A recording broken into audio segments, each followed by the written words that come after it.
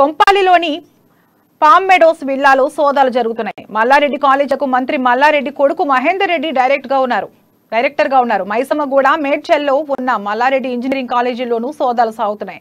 Mallareddy university, medical కాలేజీలు, engineering కాలేజీలో సోదాలు చేస్తున్నారు ఐటీ శాఖ అధికారులు. మహేందర్ రెడ్డి, రాజశేఖర్ రెడ్డి ఇద్దరు రియల్ ఎస్టేట్ లోనూ పెట్టుబడులు పెట్టినట్లు చెబుతున్నారు. ఇక మల్లారెడ్డి నివాసంపై జరుగుతున్న ఐటీ రైట్స్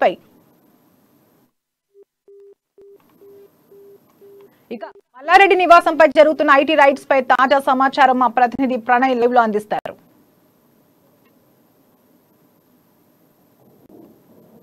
నుంచి కూడా మంత్రి మల్లారెడ్డికి సంబంధించి తెలంగాణ మంత్రి మల్లారెడ్డికి సంబంధించి ఐటీ రైట్స్ కొనసాగుతా ఉన్నాయి. ప్రస్తుతం ఇప్పటికీ కూడా మనం చూస్తున్నాం మల్లారెడ్డి నివాసం వద్ద మనం ఉన్నాము. ఇప్పటికీ కూడా మల్లారెడ్డికి సంబంధించినటువంటి కాలేజీలు, ఇన్స్టిట్యూషన్స్ కి సంబంధించి పెద్ద ఎత్తున కూడా తనిఖీలు నిర్వహిస్తున్న పరిస్థితులు మనం తాజాగా చూస్తున్నాము. మల్లారెడ్డికి సంబంధించినటువంటి మెడికల్ కాలేజీలపై వస్తున్నటువంటి ఆరోపణలకు సంబంధించి ఐటీ అధికారులు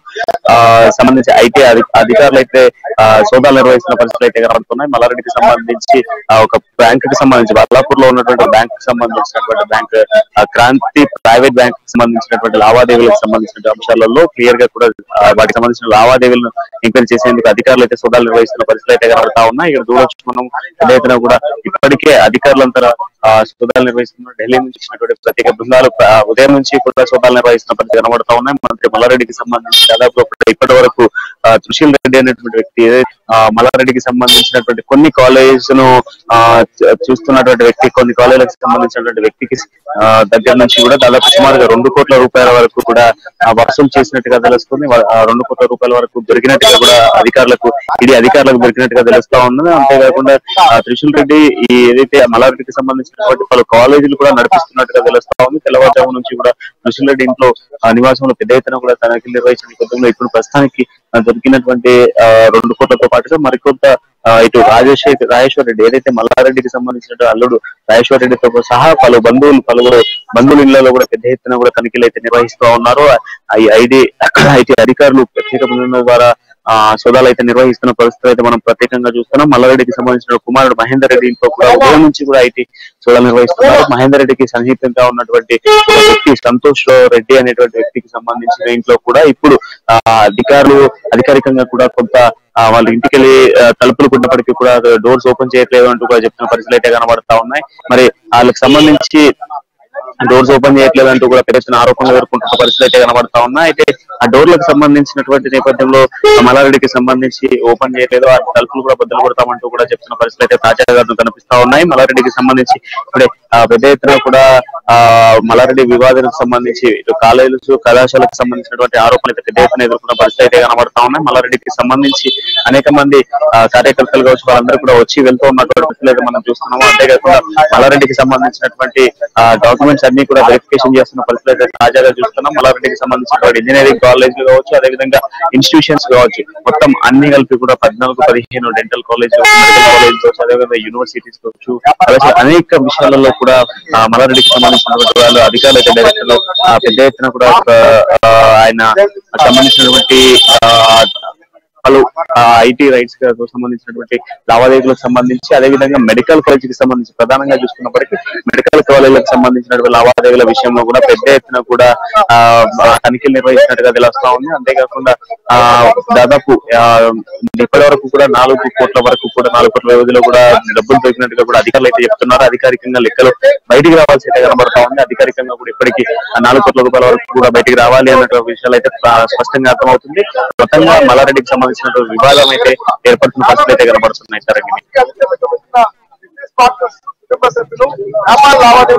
పర్సనల్ ఫోన్ కూడా ఐటీ అధికారులు స్వాధీనం చేసుకున్నారని తెలుస్తోంది. ఇది నిజమే ప్రణయ్?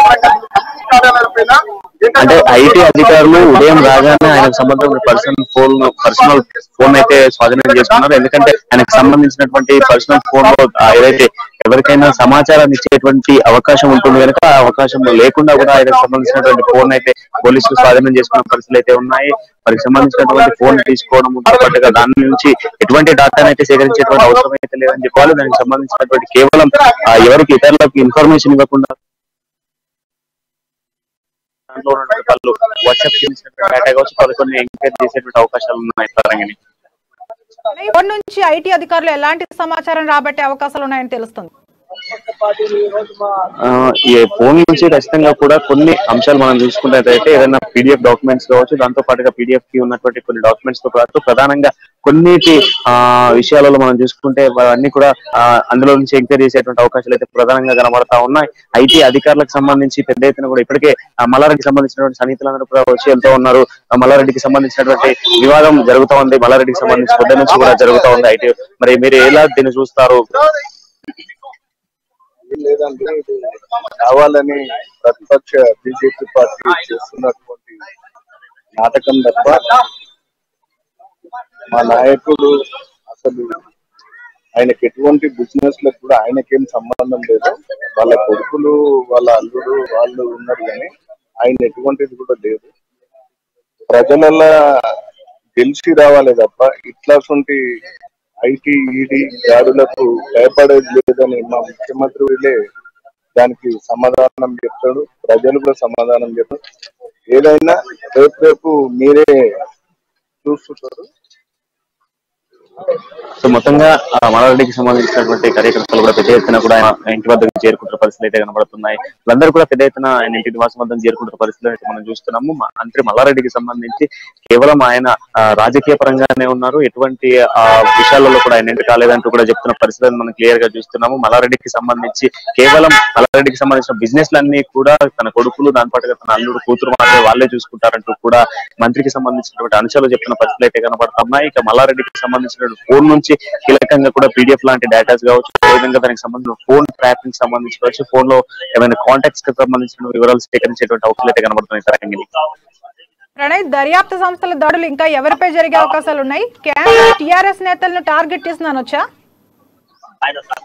ఖచ్చితంగా చెప్పొచ్చు తరంగిణి. ఎందుకంటే కేంద్రం నుంచి ఖచ్చితంగా ఒత్తిడి టీఆర్ఎస్ పార్టీ శ్రేణులు చెప్తున్నటువంటి మాటలు కావచ్చు, ఎమ్మెల్యేలు, మంత్రులు కూడా ఇప్పటికీ మంత్రి కలసాని కూడా మాట్లాడడం జరిగింది. మీడియాతో మాట్లాడతాను ఒక మాట కూడా మాట్లాడడం జరిగింది. ఇది కేవలం కేంద్రం కావాలనే టీఆర్ఎస్ పార్టీకి సంబంధించి టీఆర్ఎస్ పార్టీ ఒత్తిడి తీసుకొస్తుంది అంటూ కూడా వాపోతున్న పరిస్థితులు అయితే కనబడుతున్నాయి. టీఆర్ఎస్ పార్టీ కావాలనే టీఆర్ఎస్ పార్టీని తెలంగాణలో కించపరిచేందుకు, తెలంగాణలో అధికారం సాధించుకోవడం కోసం ఒక ప్రయత్నం చేస్తా ఉంది అంటూ కూడా మంత్రి తలసాని మాట్లాడిన మాటలు మనం క్లియర్ గా చూసాం. అయితే ఈ రోజు ఐటీకి సంబంధించినటువంటి అధికారులకు సంబంధించినటువంటి సోదాలు పెద్ద ఎత్తున కూడా జరుగుతూ ఉన్నాయి. ఇక మంత్రి మల్లారెడ్డి అనంతరం కూడా నెక్స్ట్ మరొక మంత్రి వైపే ఐటీ అధికారుల ప్రయాణం ఉంటుందని ఖచ్చితంగా కూడా స్పష్టం అవుతుంది. ఇక రేపు ఎవరు అనేది మాత్రం ఉద్రిక్తత నెలకొనేటువంటి అవకాశాలు అయితే కనబడతాయి. మంత్రి మల్లారెడ్డికి సంబంధించి ఏమైనా విషయాలు బయటకు వచ్చేటువంటి అవకాశాలు ఉన్నాయని కూడా ఆసక్తిగా మన పరిస్థితులు అయితే క్లియర్ గా కనబడతా ఉన్నాయి. ఉదయం నుంచి కూడా మంత్రి మల్లారెడ్డికి సంబంధించినటువంటి అనేక మంది అనుచరులు కావచ్చు, మంత్రి మల్లారెడ్డికి సంబంధించినటువంటి పూర్తి డాక్యుమెంట్స్ తో పాటుగా దాదాపుగా కూడా 4 కోట్ల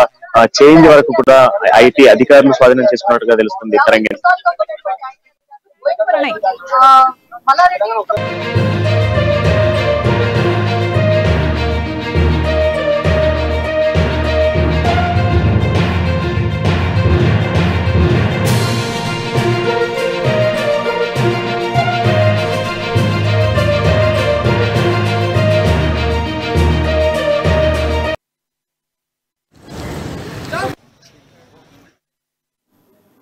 మరోవైపు మంత్రి మల్లారెడ్డి చిన్న కొడుకు భద్రారెడ్డి ఇంట్లోనూ ఐటీ సోదాలు కంటిన్యూ అవుతున్నాయి. మంత్రి మల్లారెడ్డి సంస్థలు ఆదాయాలు లెక్కలు పన్ను చెల్లింపులపై ఇన్కమ్ ట్యాక్స్ ఆఫీసర్లు ఫోకస్ పెట్టారు.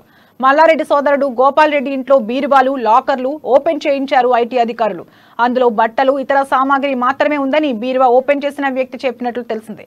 బీరువాకి లేదని చెప్పడంతో అక్బర్ అనే వ్యక్తిని ఓపెన్ చేసేందుకు పిలిపించినట్లు చెబుతున్నారు. ఐటీ అధికారులు మల్లారెడ్డి ఫోన్ను స్వాధీనం చేసుకోవడం కీలకంగా మారింది. నివాసం పక్క క్వార్టర్లో సెల్ ఫోన్ సిబ్బంది దాచగా ఐటీ అధికారులు గుర్తించి స్వాధీనపరుచుకున్నారు.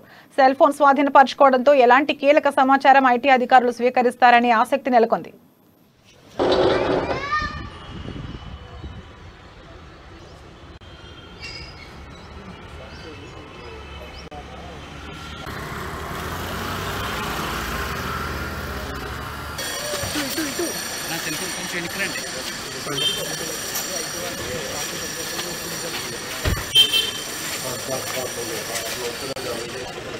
సైడ్